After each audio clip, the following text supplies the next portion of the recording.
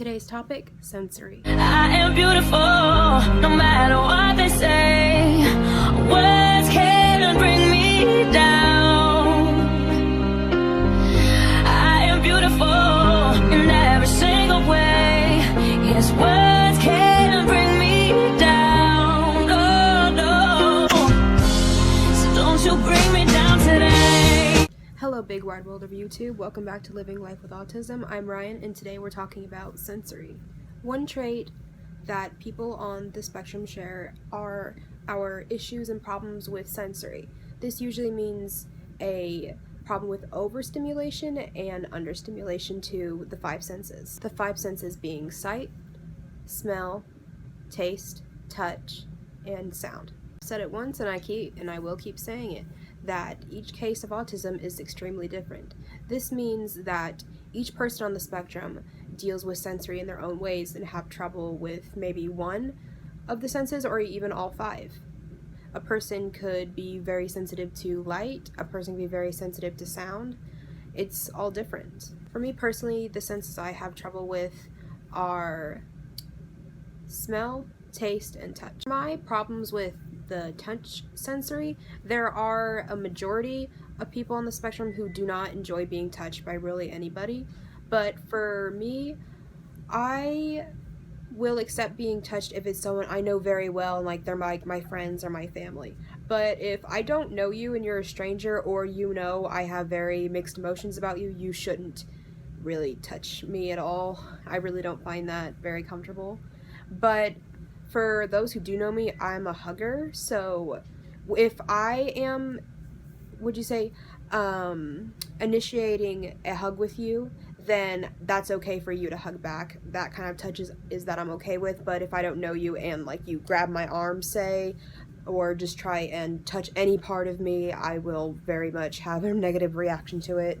I won't scream or do anything very negative, but like maybe I'll flinch and maybe I'll just shy away from you a little bit, but that's just me. Touch sensory problems also come with what I wear.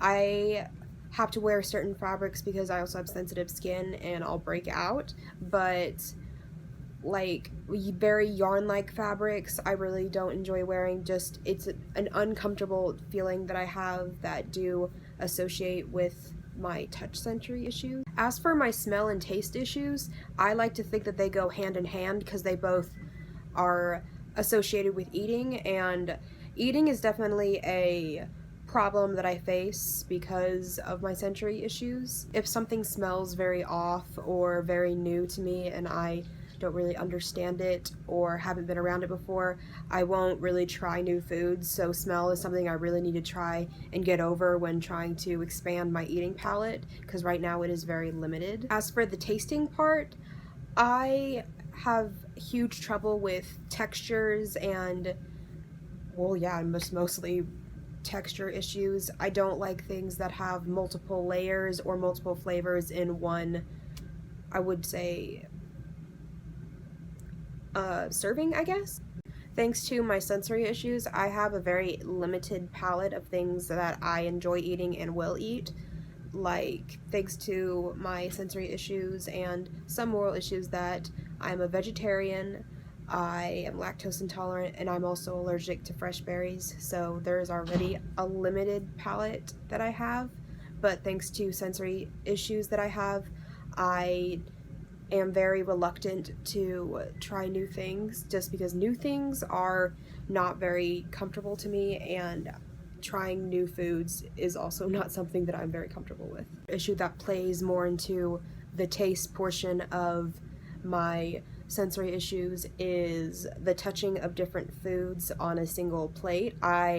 If I see pieces of two things like that are completely different touch and stuff, I won't simply eat that portion just because it's the different textures and coming together, and it just makes me very unnerved. To sum up my entire video today, people on the spectrum do deal with different sensory issues. It's not that they can help it, it's just how their brain is wired and how they are either overstimulated by certain sensory issues or understimulated. If you have autism and you're watching, comment some of the sensory issues that you have down below. Like, comment, and subscribe. See ya.